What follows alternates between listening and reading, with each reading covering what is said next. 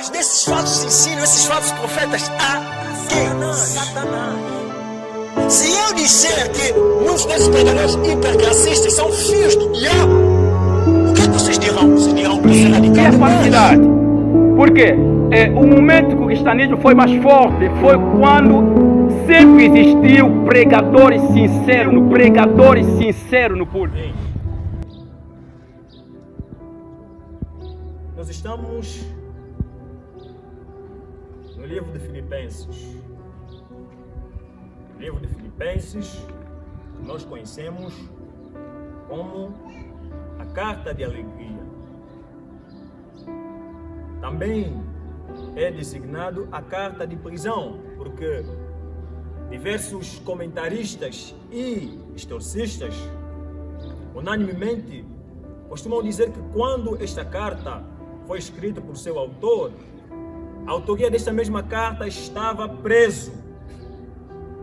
E nós sabemos que esta carta, a partir do capítulo 1, recebe a autoria do apóstolo Paulo. Por quê? O próprio autor, logo no começo da carta, ele se identifica como remetente da carta, como alguém que escreveu a carta, como alguém que enviou a carta aos irmãos que estavam na cidade de Filipos. Filipos antigamente primeiramente era chamado de Crinides, que significa pequenas fontes. Esse nome se dava pelo fato de que essa mesma cidade está circulado de fontes de matérias-primas. E Paulo, quando escreve essa carta, conforme eu disse no começo, ele estava preso.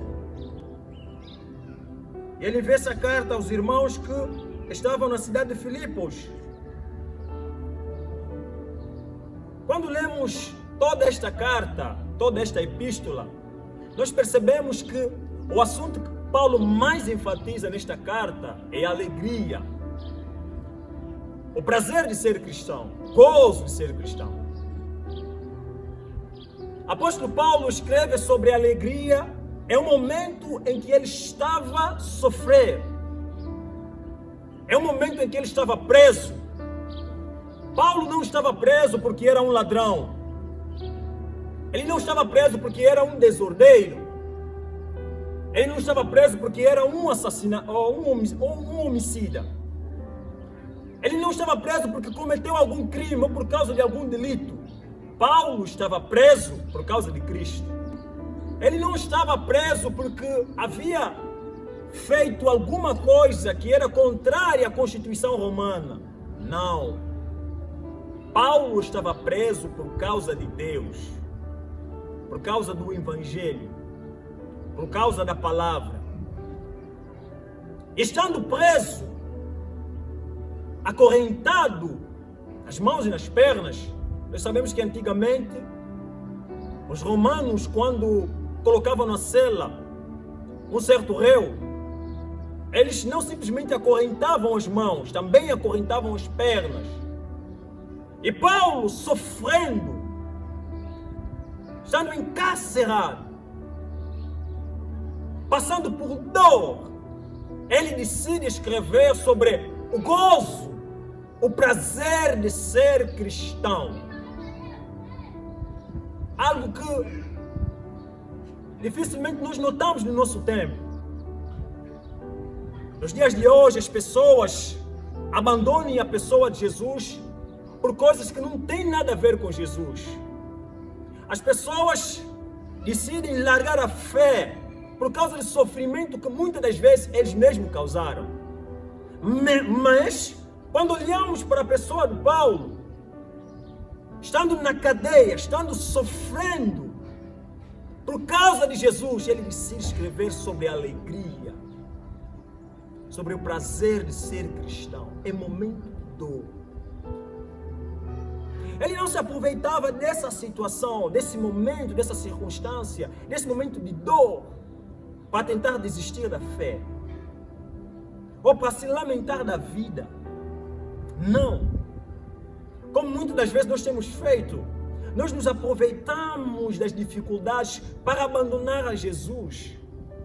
para largar a cruz, para deixarmos de ser cristão, nós nos aproveitamos dos apertos da vida para largar a Jesus. Mas o apóstolo Paulo, estando em um tempo de aperto, um tempo de extrema dor, decide falar sobre o prazer de ser cristão. Decide falar sobre a alegria de ser cristão. Sobre a alegria de ser cristão. E é isso que nós percebemos quando nós lemos toda esta carta. É que o assunto que Paulo vai enfatizando bastante, no primeiro capítulo ao último capítulo, Paulo vai falar de alegria. Quer dizer que é o escopo que permeia toda esta epístola.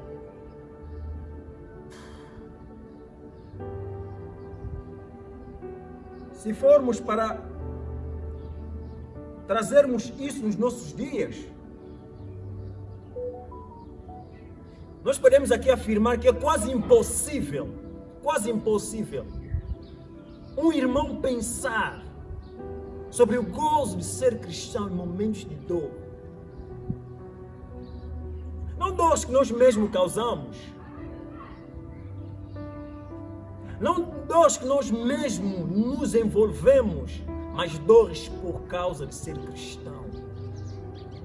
Porque você prega a palavra de Deus, porque você é fiel a Jesus. Nós não experimentamos coisas de gênero. E muitas das vezes, por coisas tão baixas, por coisas tão pequenas, nós decidimos largar a Jesus. Decidimos abandonar a Cristo. E nesta carta, meus amados irmãos, nós percebemos que é possível ser um cristão. É possível sentir o gozo de ser cristão, o prazer, a alegria de ser cristão. Em momentos de perseguição, em momentos de dor, em momentos de oposição, em momentos em que os seus colegas, seus amigos se levantem contra você, porque você é cristão, porque você é fiel, porque você é obediente a Jesus. É possível nós sentirmos o gozo de ser cristão, a alegria de sermos cristãos. Em momentos de extremo. Em momentos de extremo. E sabemos que só existe uma coisa que é capaz de esfriar o nosso gozo, o nosso prazer em Deus.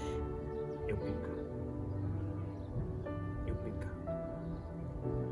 Em Salmos 51, da Confissão de Davi, é um dos versos que nós lemos que Davi diz: para o Senhor restaurar a alegria da sua salvação. Por quê? Porque ele perdeu o gozo de ser uma pessoa salva. Ele perdeu este gozo. O que é que esfriou este gozo? O que esmagou este gozo foi o pecado. E nós, como somos tão inteligentes, nós não gostamos de chamar o pecado pelo nome. Nós não gostamos de chamar o pecado pelo nome. Muitas das vezes aquilo que é pecaminoso, nós decidimos não chamar de pecado. Não, aquilo foi simplesmente uma mentira. Não tem nada, não há nenhum problema mentir pelo menos uma vez. Não, foi um simples pensamento que eu tive. Não tem nenhum problema pensar nisso. Nós temos sempre aquela tendência de dar um jeito ao nosso pecado. E nós sabemos que o pecado é um grande vilão. O pecado, quando vai entrando, até chegar a um certo limite, ele vai nos destruir.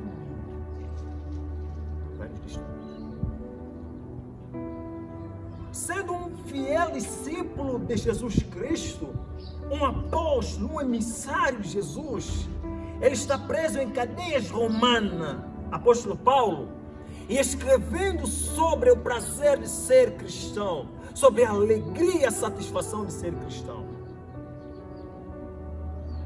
No versículo 4, que é o primeiro verso da abordagem desta exposição, Paulo escreve: embora eu também tivesse razões para alimentar tal convicção, ora, se alguém julga que tem motivos para confiar na carne, eu ainda mais. Paulo se vê como alguém que tinha direito de se orgulhar pelos seus méritos humanos, que tinha direito de exaltar-se pelo fato de ele ser um judeu. Sabe, irmãos, que os judeus, eles se orgulhavam bastante, principalmente os que eram da seita dos fariseus. Eles se orgulhavam bastante pelo fato de serem os maiores observadores da lei. Os judeus, em geral, se orgulhavam bastante pelo fato de pertencerem à linhagem abraâmica, de serem descendentes de Abraão, de serem herdeiros das promessas abraâmicas. Eles se orgulhavam bastante, principalmente os fariseus, se exaltavam bastante. E Paulo aqui vai escrever que, bem que eu poderia confiar, numa outra versão, bem que eu poderia confiar também na carne, em meus méritos humanos, na minha própria capacidade, naquilo que eu sou capaz de fazer. Bem que eu poderia me agarrar na minha própria confiança, em meus próprios zelos. Se qualquer outro pensa que pode confiar na carne, eu ainda mais. No versículo 5, Paulo vai justificar o porquê que ele julga no versículo 4 que ele tem direito de se gloriar na carne. Ele tem direito de confiar na carne. Versículo 5, Paulo vai fazer uma autobiografia de si mesmo. No versículo 5, é de performance biográfica. Então aqui Paulo vai descrever a sua biografia, começando a dizer: circuncidado ao 8º dia. Sabemos que a circuncisão era um dos selos que autentificava alguém da linhagem abraâmica. Alguém que pertence à linhagem de Abraão, todos eles eram conhecidos como descendentes de Abraão por causa da circuncisão. E nós conhecemos o que significa a circuncisão. Acredito que todos os irmãos aqui já foram circuncidados. Irmãos que tiveram um dia filho, irão circuncidar os seus filhos. Esta prática, esta cerimônia, era muito comum no tempo dos judeus. Então, Paulo usa a circuncisão para mostrar que ele é um judeu genuíno. Que ele tem motivo de se orgulhar, de se vangloriar, de confiar em si mesmo. Porque ele é um judeu autêntico, começando a mostrar que ele foi circuncidado. Circuncidado no oitavo dia de vida. Filho da descendência de Israel, da tribo de Benjamim, hebreu de hebreus. Quanto à lei, fui fariseu. Hebreu de hebreus. Aqui Paulo dá ênfase à sua identidade tribal. Eu pertenço à linhagem abraâmica. Eu sou filho de Abraão. Eu sou um judeu autêntico. Eu sou um judeu genuíno. Eu tenho todos os motivos para me vangloriar, para confiar na carne.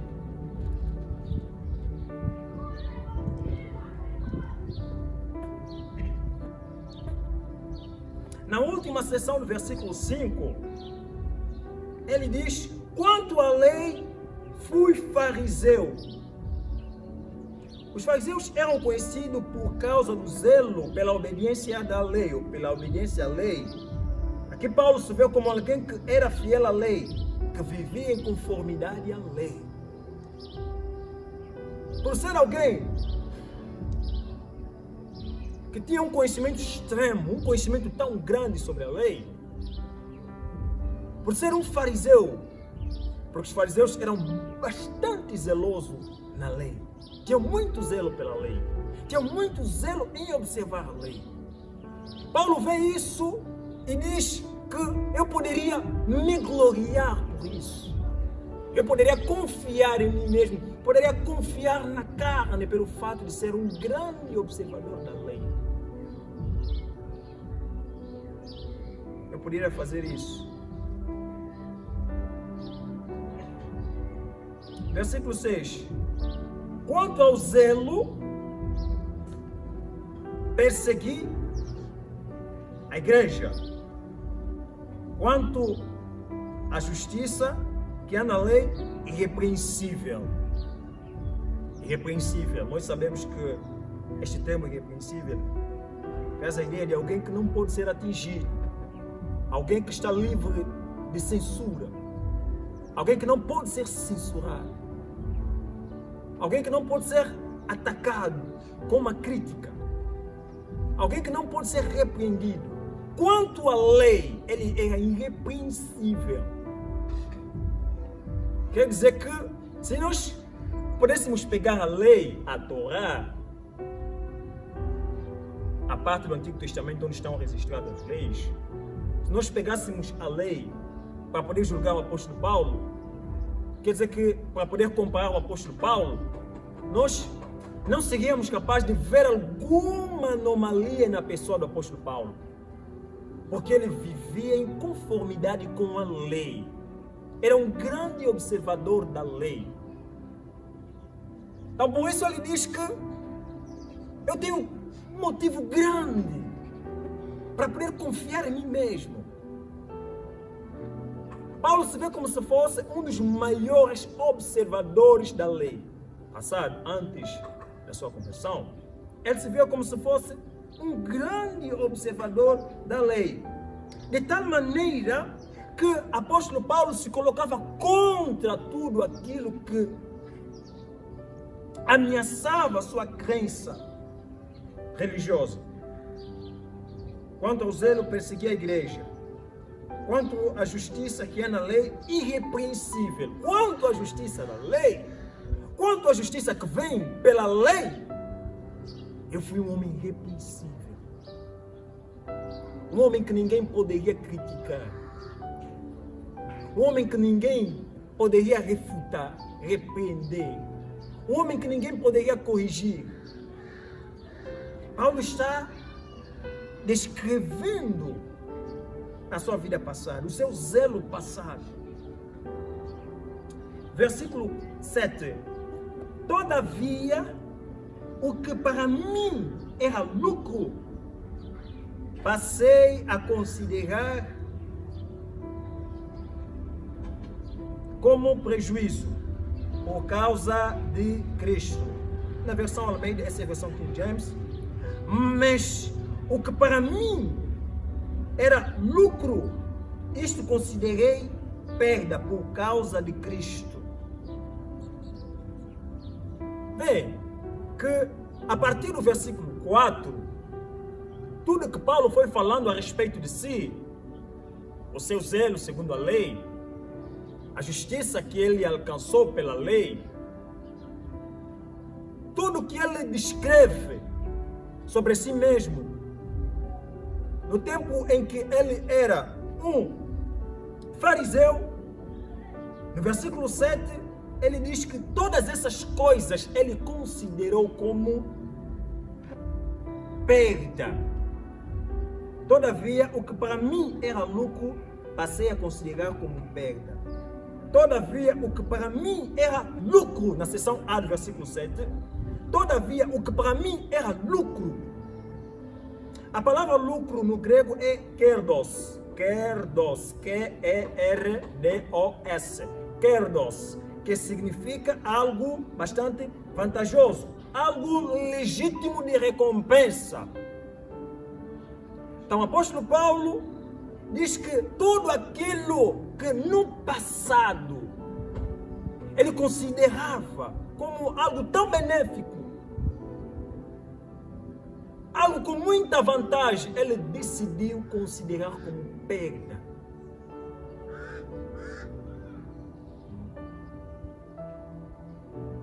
Quando lemos a história do apóstolo Paulo aqui em Atos, nós podemos ver que antes da sua conversão, o apóstolo Paulo foi um grande perseguidor da igreja. O apóstolo Paulo pretendia erradicar a cristandade. Ele queria destruir o cristianismo. Ele era tão zeloso pela lei ele observava a lei de tal maneira que tudo que fosse contrário à sua religião, ele seria capaz de atacar. Este é o Paulo. Ele via tudo isso como se fosse lucro. Tudo que ele fazia como um fariseu, como um religioso, tudo isso ele via como um lucro. Lucro. E não só isso. Todas as coisas que ele fazia antes de ele conhecer a Jesus, antes de ele ser cristão, ele considerava como lucro.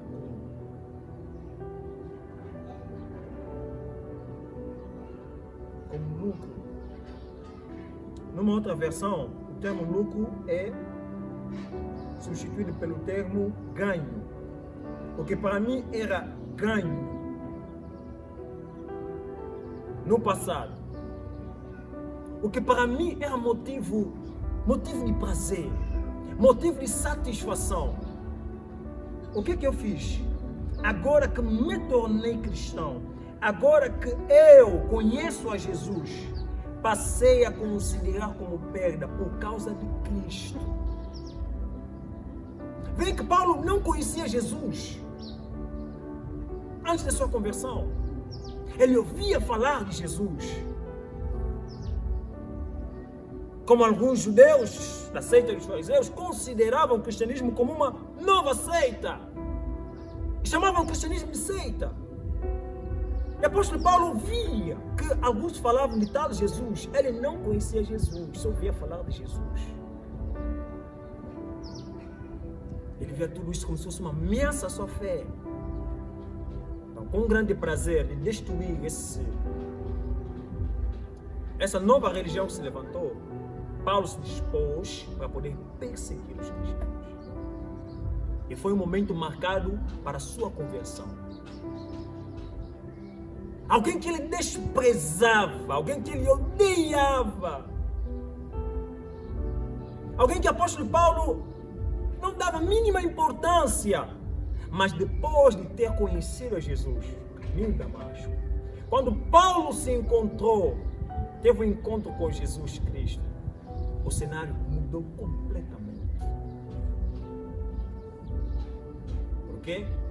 Porque agora ele conheceu a Jesus. Porque agora ele conheceu a Jesus. Não porque algumas pessoas falavam sobre Jesus. Não porque algumas pessoas ficavam ali a comentar sobre Jesus, que ele morreu para salvar toda a humanidade. Não! Ele teve um encontro específico com Jesus e ele conheceu Jesus. Vocês sabem por que muitas coisas que nós fazíamos no passado hoje não reputamos por perda? Sabem por que isso acontece assim? Nós não reputamos certas coisas que nós fazíamos no passado como perda. Nós carregamos até os dias atuais. Sabe por quê? Porque nós não conhecemos Jesus. Nós ainda não tivemos encontro com Jesus. Jesus é apenas uma pessoa que nós temos ouvido de certas pessoas que não. Jesus salva, Jesus morreu pelos pecadores, mas nós não conhecemos a Jesus. Não conhecemos. Porque se a gente conhecesse Jesus, tudo aquilo que era ganho, nós poderíamos reputar como perda. Se perguntares a uma pessoa que professa a fé cristã, você é cristão? Ele te dirá, ou ela te dirá, sim, eu sou cristão. Por quê? Porque eu batizei nas águas e porque recebi Jesus Cristo como meu único Senhor e Salvador. Em seguida, se você perguntar o que significa receber Jesus Cristo como teu único Senhor e Salvador, não terá respostas bíblicas para essa pergunta. Mas biblicamente, receber Cristo como seu único Senhor e Salvador é o que está em Gálatas 2:20. Na seção B, na seção C. A vida que agora vivo, eu vivo na fé. O Filho de Deus, o qual me amou e se entregou por mim. E nós conseguimos encontrar Paulo, um cristianismo verdadeiro nas palavras de Paulo. na vida do apóstolo Paulo, quando meditamos todas as suas cartas, quando lemos todas as suas cartas, e tudo aquilo que Paulo reputava como ganho por causa de Jesus, por conhecer Jesus, ele passou a considerar como perda. Como perda. E nós que hoje somos cristãos, o que nós aceitamos perder por causa de Jesus? O que nós reputamos como perda que antes da nossa conversão nos dava ganho, nos dava satisfação, nos dava prazer, mas uma vez que nós somos cristãos, hoje nós reputamos tudo aquilo como perda. O que é que você reputou como perda para ser cristão? Ou por aceitar Jesus Cristo como seu único Senhor e Salvador? Você que o cristianismo de hoje é um cristianismo formal, um cristianismo que as pessoas inventaram, criaram. Diversos líderes criaram um cristianismo. Um cristianismo em que as pessoas pensem, e não se baseando na Bíblia, a maneira como devem viver, a maneira como devem se proceder. Por isso é que nós estamos assim. Afirmamos ser cristãos, mas vivemos como não. As nossas práticas secretas, aquilo que nós fazemos nas escondidas, nos escuros, nós sabemos que todas essas coisas não nos identificam como cristãos.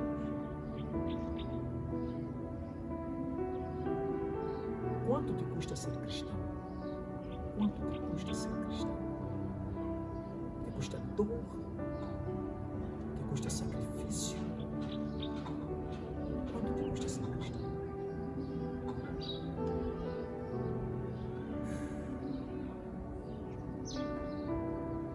Que para mim era lucro, passei a considerar como perda por causa de Cristo.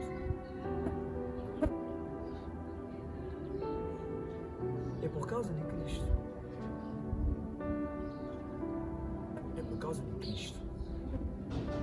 Cristo foi a causa do apóstolo Paulo ter abandonado a sua vida anterior. Ele foi a causa. Cristo foi a causa. Cristo foi a causa. Versículo 8.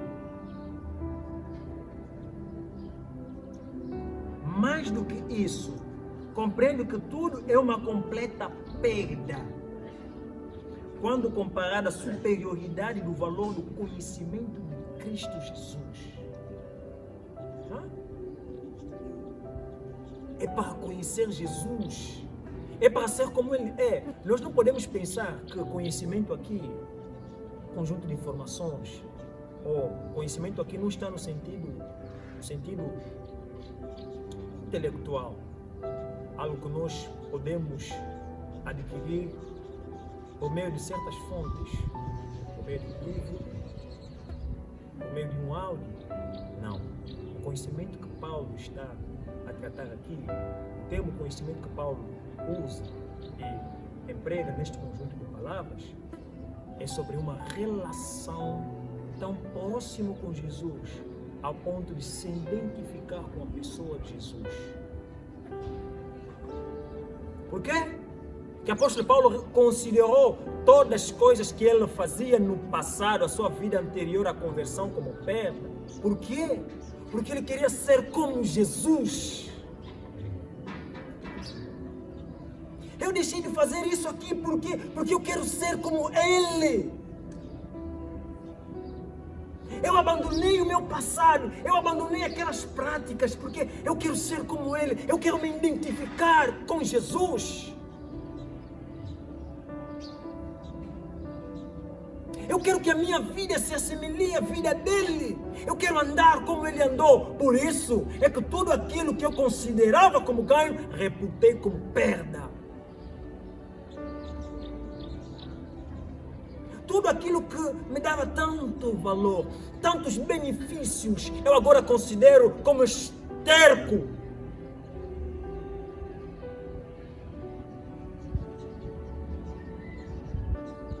como esterco. Mas, mais do que isso, compreendo que tudo é uma completa perda quando comparado à superioridade do valor do conhecimento de Cristo Jesus, meu Senhor, por quem decidir perder todos esses valores. Quais valores? A sua conduta anterior à conversão, a sua boa reputação como um homem extremamente zeloso segundo a lei. Por causa do conhecimento de Cristo, eu, Paulo, aceitei perder todas essas coisas para ser semelhante a Jesus. E nós? O que é que nós estamos perdendo? O que é que nós estamos a reputar como perda para ser semelhante a Jesus? A causa que é Jesus. A motivação que é Jesus. O que é que você está perdendo? O que é que você tem renunciado? O que é que você está tirando da tua vida só para ser semelhante a Jesus? O quê?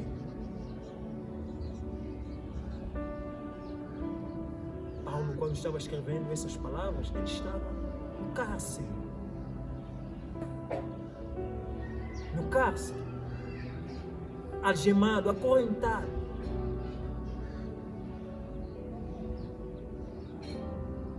Pensamos que nós podemos ser cristãos,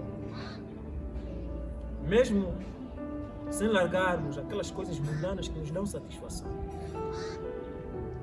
Nós pensamos que é possível nós sermos cristãos verdadeiros, mesmo nos apegando aos nossos pecados, aos nossos vícios. Não. Ou somos cristãos ou não somos cristãos. Ou Cristo é tudo nas nossas vidas, ou Ele é nada. Nós não podemos simplesmente tomar Cristo em parte. Nós temos que tomá-lo como Ele é. Tudo é.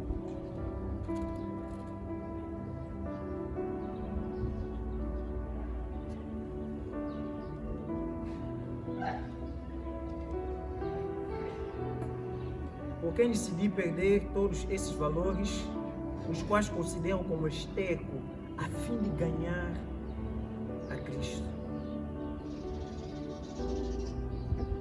Sim, deveras considero tudo como perda, por causa da sublimidade do conhecimento de Cristo Jesus, meu Senhor, por amor do qual perdi todas as coisas e as considero como refúgio para ganhar a Cristo.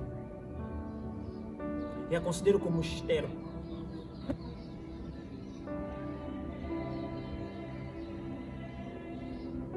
A considero como esterco.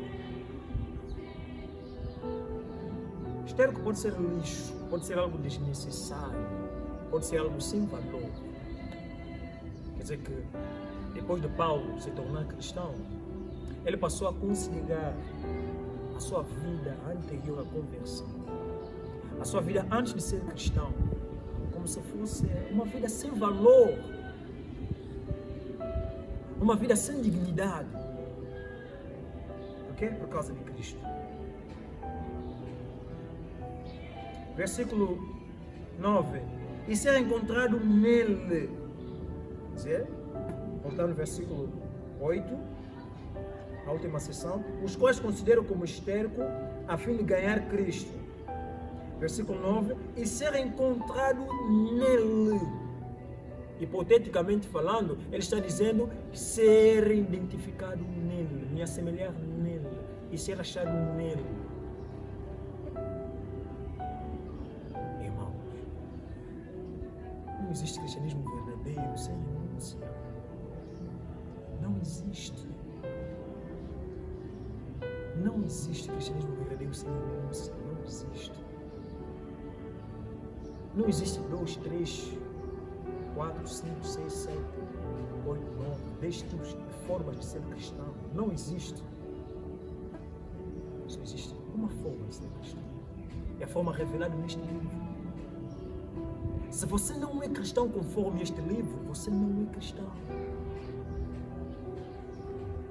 Mesmo com o seu batismo, mesmo se você participa na ceia do Senhor, mesmo se você come do pão, se você toma do vinho, você não é cristão. Você não é cristão. Não é cristão. Você não é cristão.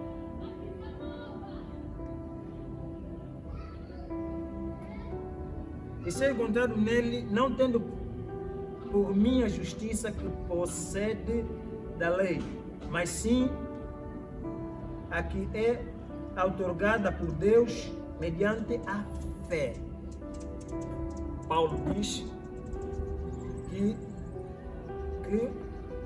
ele deseja ser achado na pessoa de Jesus, encontrar na pessoa de Jesus, estar em união com Ele e ter a justiça, não a justiça que vem por meio da lei, a justiça que antes da sua conversão ele pensava que poderia adquirir por causa dos seus méritos, por causa das suas boas obras. Mas ele diz a justiça que vem de Cristo, que é concedido mediante a fé. Está mostrando aqui os benefícios de se identificar a Jesus, estar unido com Jesus, ser justificado por Ele mediante a fé. Versículo 10.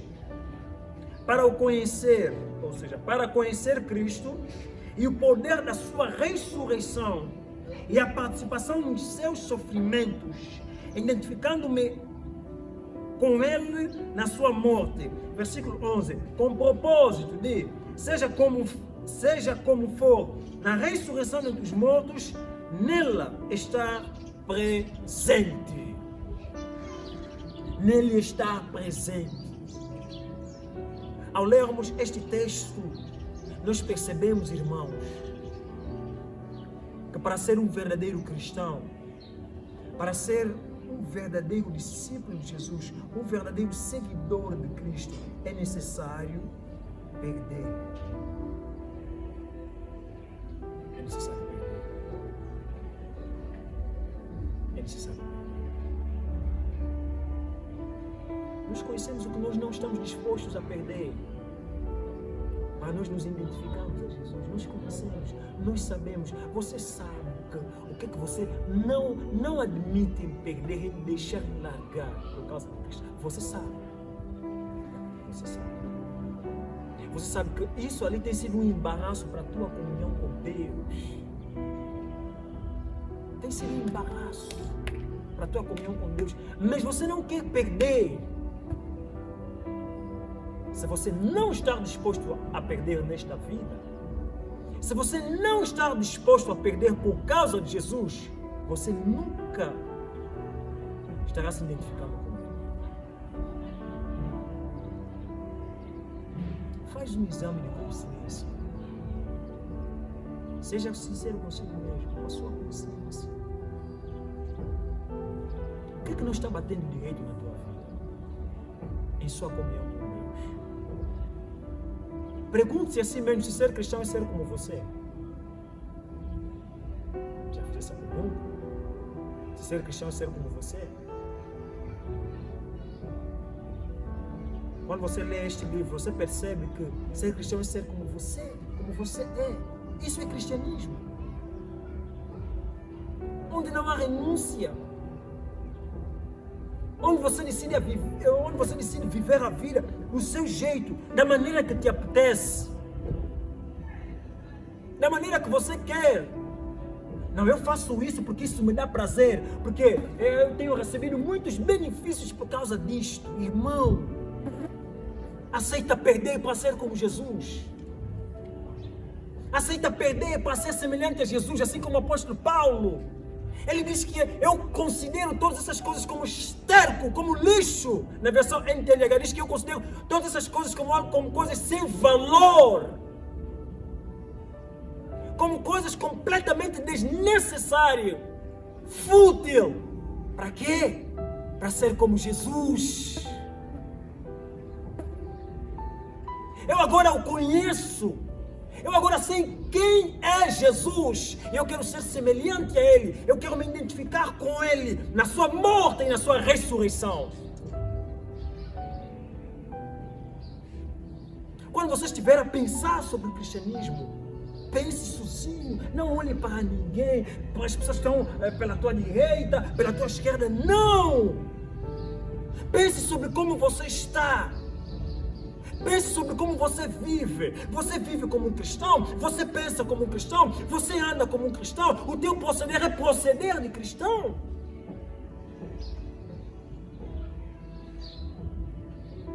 Ou você tem tentado arranjar um jeito, com base nos teus próprios méritos, ser cristão? Eu luto vestir-me bem, andar bem, não assistir mais novela, não ver mais coisas mundanas. Eu luto não fazer mais essas coisas. Mas você sabe que se você luta fazer essas coisas é porque você não há teu prazer nessas coisas, não há disposição nessas coisas. Mas aquilo que lhe dá prazer, que lhe dá satisfação, que lhe dá benefícios temporários, você não quer deixar. Você não quer deixar. Mesmo sabendo que são coisas que estão a embaraçar a tua comunhão com Deus, estão a abalar a tua comunhão com Deus, coisas que não estão proporcionando crescimento na tua vida. Você não quer largar, você não quer deixar, você quer continuar. Você quer continuar a frequentar ambientes mundanos que de uma certa forma estão a te influenciar a se tornar mundana ou mundano. Você não quer deixar aquelas conversas, aqueles lugares que não proporcionam um ambiente espiritual na tua vida, que não proporcionam bem espiritual na tua vida, que não me fazem bem espiritualmente. Você não quer deixar essas coisas. Talvez não teria a capacidade de citar pelo nome quais coisas são essas, mas você sabe, até o nome você sabe. Será que realmente você deseja ser cristão? Será que há um desejo forte ardendo em seu coração de ser como Jesus? Não, tudo que eu quero é ser como Ele. Porque Ele me salvou para isso. Porque a minha existência foi projetada para isso. É isso que você pensa? É isso que você deseja? Ou será que você está decidido a continuar a viver mesmo assim? Epá, já estou no cristianismo há X anos, sempre fiz essas coisas, sempre fiz essas coisas, então eu sou cristão, então eu vou continuar assim.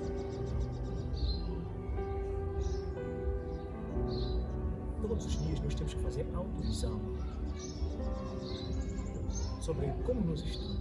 Eu sempre digo que um dia, quando nós estivermos diante de Deus, não é a pessoa que vive contigo que vai responder por você.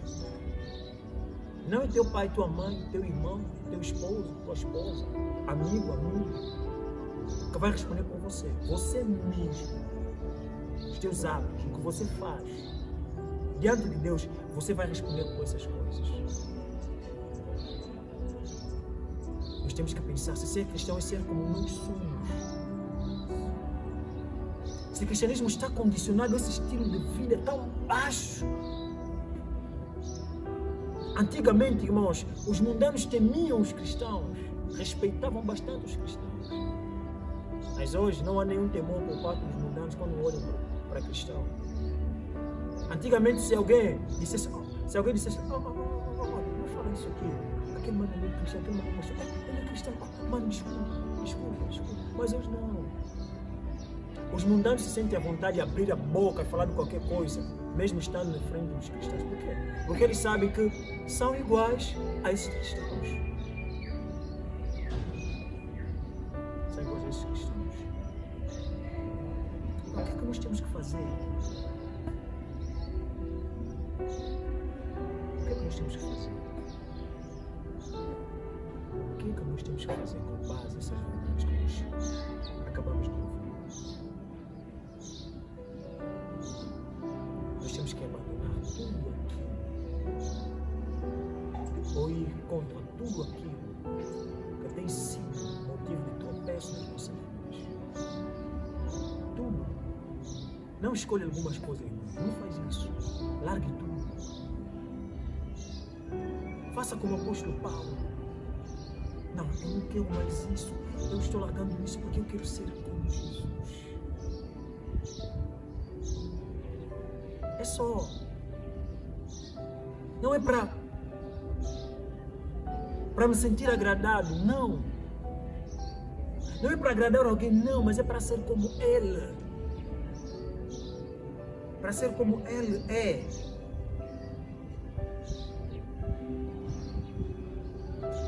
No versículo 12, no mesmo capítulo, versículo 13, do mesmo capítulo 3, Paulo diz: irmãos, quanto a mim, não julgo havê-lo alcançado, mas uma coisa faço, esquecendo-me das coisas que para trás ficam e avançando para as que diante de mim estão. Versículo 14. Prossigo para o alvo, para o prêmio da minha soberana vocação, ou para o prêmio da soberana vocação de Deus em Cristo Jesus. Agora que eu deixei o mundo, agora que eu quero ser semelhante a Jesus, agora que eu não quero mais me importar, que eu considero como lixo, como esterco, todas aquelas coisas que não proporcionam na minha vida benefício espiritual, o que eu devo fazer? Eu devo continuar a correr,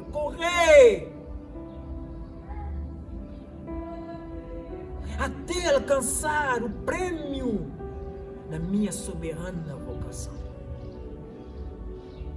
A recompensa que Deus nos procura.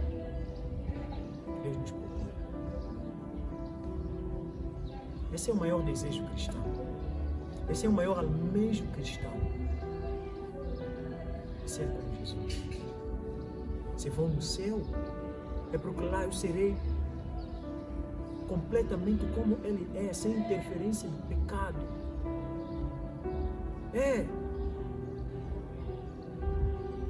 Então o que isso vai exigir de mim? Vai exigir de mim perdas. Até perdas de amizade. Amigos mundanos, amigas mundanas.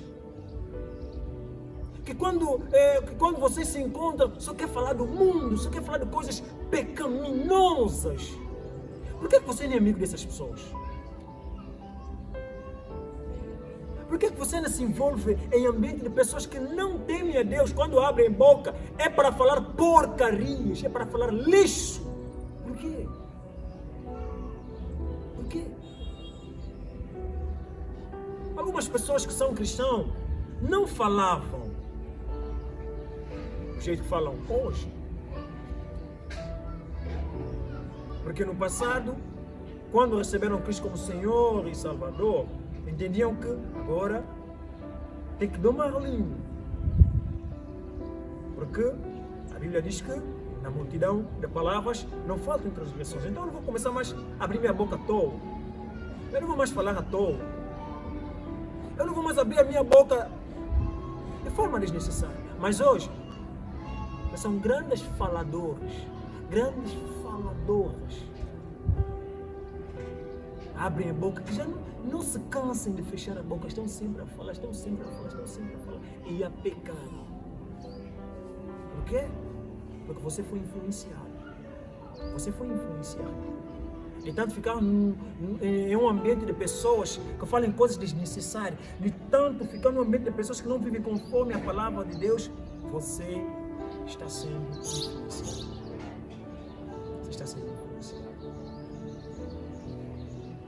Vamos ficar por aqui.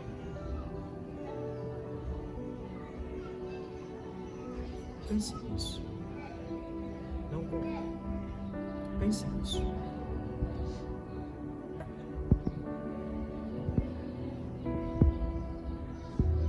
Pense assim mesmo. Deus, o que eu tenho feito para ser semelhante ao teu filho? Sabem que Deus é mais glorificado em nós quando nós nos assemelhamos a Jesus. Sabem isso? Deus é mais glorificado nas nossas vidas quando nós tomamos a imagem de Jesus, quando nós nos conformamos a Jesus. Eu quero deixar essa vida, porque não vai me conformar a Jesus. Eu quero largar essas coisas aqui, porque isso não vai me levar ao lado nenhum, não vai me tornar semelhante a Jesus. Eu quero ser como Ele.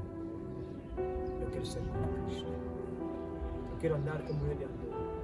Eu quero ser achado nele, para a honra e glória de Deus Pai. Inclina a tua cabeça.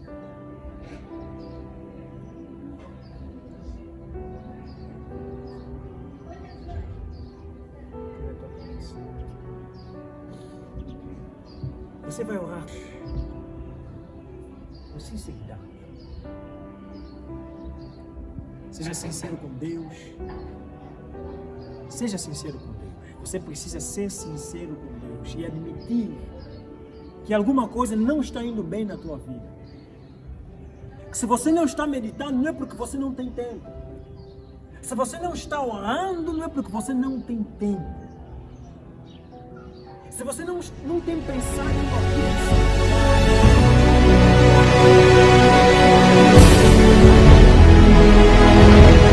não existe um outro evangelho. O evangelho puro, não existe um outro. Mas só que apareceu um outro. Mas não existe, porque o evangelho é único. Aquilo que eles estão pensando que é evangelho, não é evangelho.